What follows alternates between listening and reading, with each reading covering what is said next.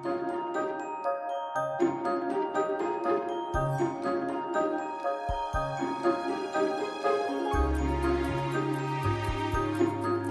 ခါကခီးသွားတယောက်ဟာစင်စခန်းတစ်ခုကိုဖျက်လျှောက်သွားရင်းအလွန်ကြီးမားတဲ့စင်ကြီးတွေကိုကြည့်ပြီးအံ့ဩသွားပါတယ်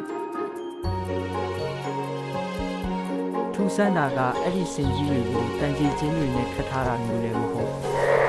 လောင်အိမ်ထဲထည့်ထားတာမျိုးလည်းမဟုတ်ပဲသူတို့ရဲ့ရှေ့ခြေထောက်တစ်ဖက်မှာကျိုးမြင့်လေးတစ်ချောင်းကိုပဲခြိထားတာကိုတွေ့လိုက်ရလို့ပါ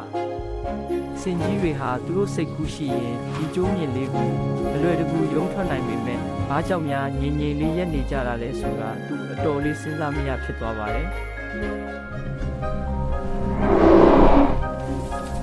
သူဟာနားမလည်နိုင်လို့တာကြောင့်အနားမှာရှိတဲ့စင်စရာကိုတွားမေးကြည့်ပါတယ်စင်ငယ်ဘဝအရန်ငယ်သေးတဲ့အချိန်မှာအခုခြိထားတဲ့ကျိုးမြင့်လေးနဲ့ပဲသူတို့ကိုခြိနှောင်ထားခဲ့တာပါအဲ့ဒီအရွယ်မှာတော့ဒီကျိုးဟာသူတို့ကိုထိန်းထားဖို့လုံလောက်ခဲ့ပါတယ်သူတို့အရွယ်ရောက်ပြီးကြီးထွားလာတဲ့အခါမှာလည်းဒီကျိုးမြင့်လေးကပဲငါတို့ကိုဆက်ပြီးထိန်းထားနိုင်တော့မယ်လို့ယုံကြည်နေကြတော့မှာပဲကျိုးကငါတို့ကိုထိန်းထားနိုင်တယ်လို့သူတို့စိတ်ထဲမှာဆွေးမြဲစွာယုံကြည်နေတဲ့အတွက်သူတို့ဟာဘယ်တော့မှရုပ်ထွက်ဖို့မကြိုးစားကြတော့တာပါပဲ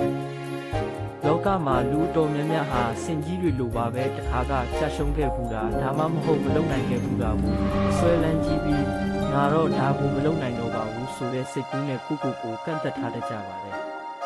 သင်စိတ်ထဲကမလုံနိုင်ဘူးဆိုတဲ့အဲ့ဒီယုံကြည်ချက်ကိုရုံးထွက်နိုင်ရင်သင်ဟာစင်ကြီးတွေထက်ပိုမိုစွမ်းအားကြီးတဲ့သူဖြစ်လာပါလိမ့်မယ်